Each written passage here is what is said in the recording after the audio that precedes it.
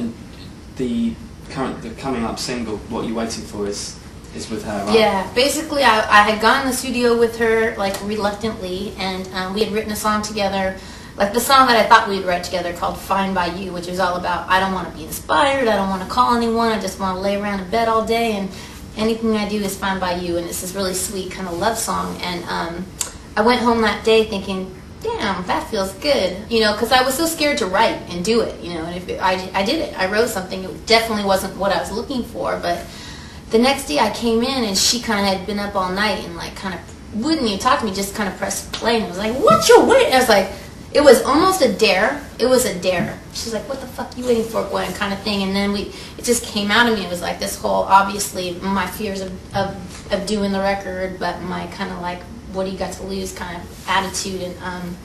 And when I wrote it, I was like, damn, I just wrote my first single. And it really was. I had called everyone. They didn't want to hear anything about it. They were like, you got so much work to do, you know, whatever.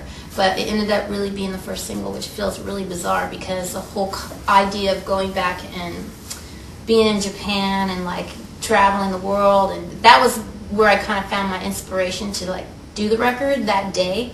And we just flew in from Tokyo. So it was just like, it's bizarre. I feel like I walked into my own dream. Yeah. Amazing, amazing. It is crazy. And that Alice in Wonderland sort of vibe is there all through, and I think that's a lovely little touch, actually. But really, I mean, the Alice in Wonderland theme just kept coming up throughout the year. Like, I had seen this, a director had come up to me at a party, and he was like, what do you think about playing Alice in Wonderland for, like, some musical, musical he was going to do? I was like, don't tease me. I said, don't say it if you're not going to mean it. And anyways, that was like, that came, and then that same week I had this Annie Leibovitz Vogue spread that she had done, this Alice in Wonderland thing, Gorge of John Galliano, and I tore that out. And it just kept, I mean, I'm not kidding you, that theme kept coming back to me. And by the time I ended up doing the record, the video, with Francis Lawrence, it was just very clear that the whole Alice in Wonderland trip was exactly the trip I'd been on. It was like this maze, you know, trying to find my way to the other side of making this record, and kind of drowning in the creativity of everybody around me, and, like,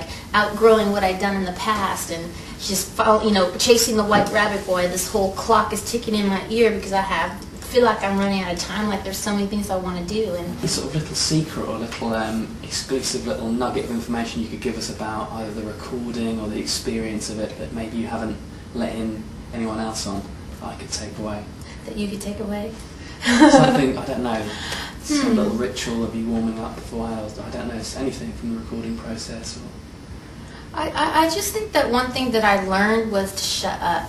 Like, don't prejudge, because when you're in with, like, when I was in with all these people, there were so many different times where I just wanted to be like, no, I'm not doing that, or I'm not open to that, or shutting myself off. But then as soon as I would try on whatever they might suggest, it would be like, oh, that looks good. You know what I mean? Like, I wouldn't have picked that, but whether it be a lyric or a melody or just an arrangement, anything. So I think that was something that was kind of, it's hard to admit it, you know, because I think it was the whole thing was training my ego, and my ego still hurts. Like, I don't feel good still. Like, I still want to be like, I did this part, they did that part, da-da-da, and I know that nobody cares except for me, but I think in some ways now it's kind of inspired me to do a solo record, maybe, you know what I mean? Okay. Like, I don't know, or to go back and flirt around with my band again and maybe bring what I learned and write some songs with those guys in the comfort zone. So, I got a lot out of it, I really did, and a really great record, and I got to work with really great people. So.